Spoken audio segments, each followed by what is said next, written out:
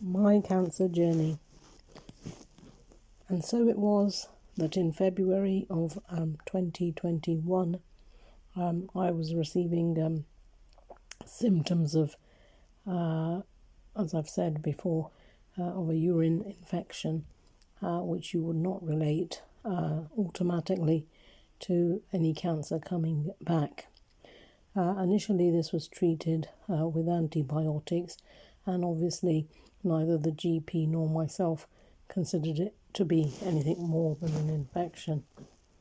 However, within a short while thereafter, I began to suffer some excruciating backache, some pain in the ovaries on my both sides, aching to like a stitch that one can get when running, which I wasn't obviously doing, but they were almost like the pains that you would get in your childbearing years. And again, I didn't really think much would come out of it, other than the fact that it might be hormonal. At this point, the GP suggested that we should have a blood test, and this notwithstanding that I had been under the radar for regular mammograms, all of which were clear, cervical smear, all of which were clear. And so it was with great hope that it was envisioned that nothing would be coming out of it other than something that could be dealt with by some simple medication.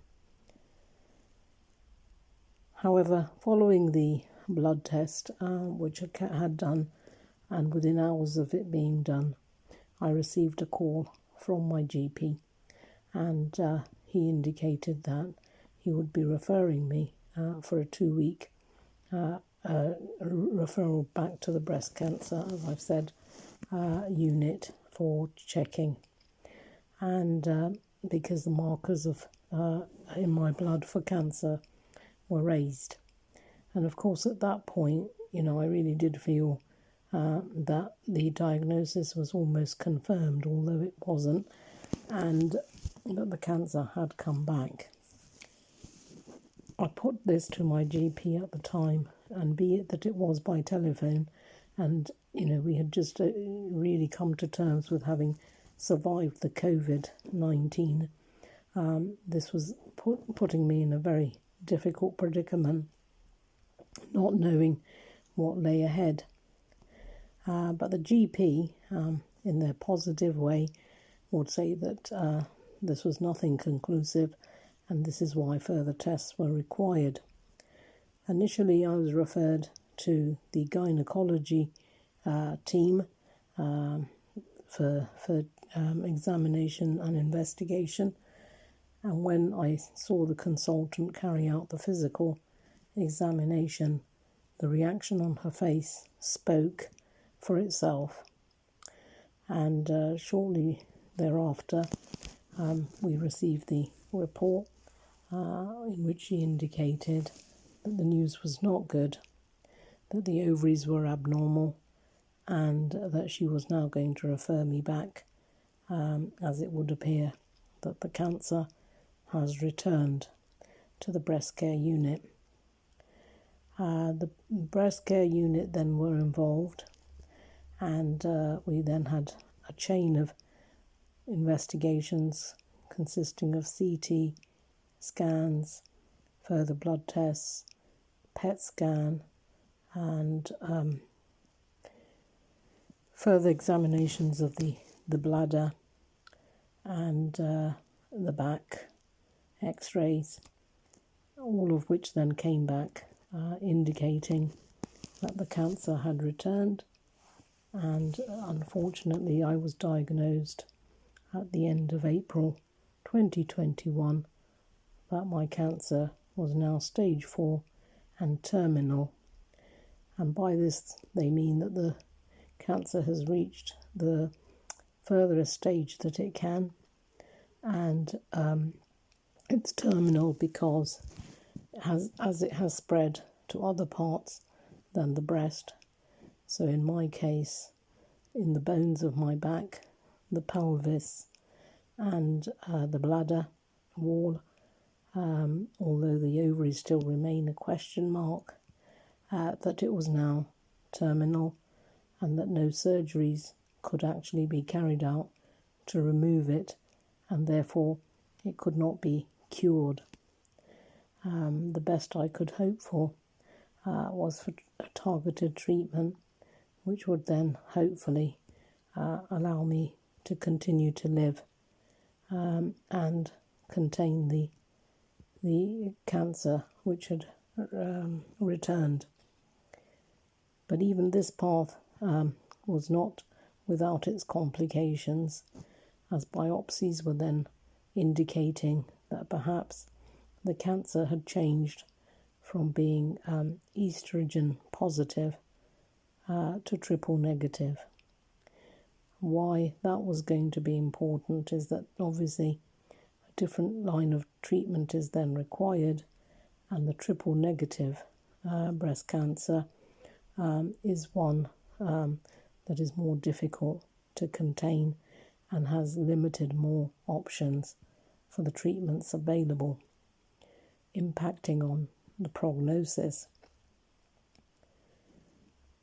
In a state of uncertainty, shock, devastation, here I was 9 years on, having believed that my cancer was now behind me.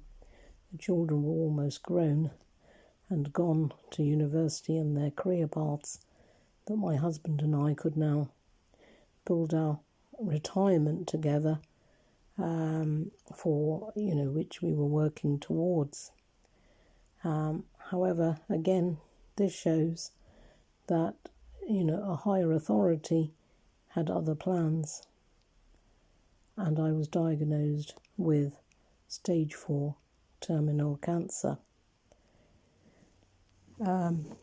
Obviously, again, the prayers poured in, the best wishes poured in, and the positivity that you must fight on, even though now the finality is drawing closer, because short of any other medical condition that may kill a person, so heart attack or an accident on the road, this cancer is likely to take my life. And this obviously again brought out all the emotions, because human beings that we are, we get attached to our loved ones, we get attached to our way of life, and suddenly for someone or something to indicate that this may now change and that life may well be cut short is quite difficult to process and accept. Despite having a strong faith, which I hope and continue to do, it was very difficult from the months of February to even now. There have been times when I have literally just cried buckets, because it's like, is life having a joke? What is all this about? I thought I had had my test in life, maybe others too, and here again I was being met with yet another challenge. And difficult as it is, different considerations now have to come in being, because as strong as my husband, God bless him, is on the news of this diagnosis, even he broke down and coming to terms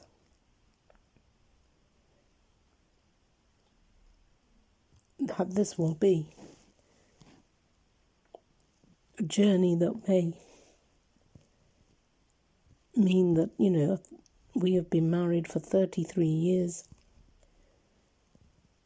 had a very happy, successful life, despite the trials and tribulations that people have in their life, may mean that sooner than we expected, we may have to go our separate ways, and I may get called up above before too long.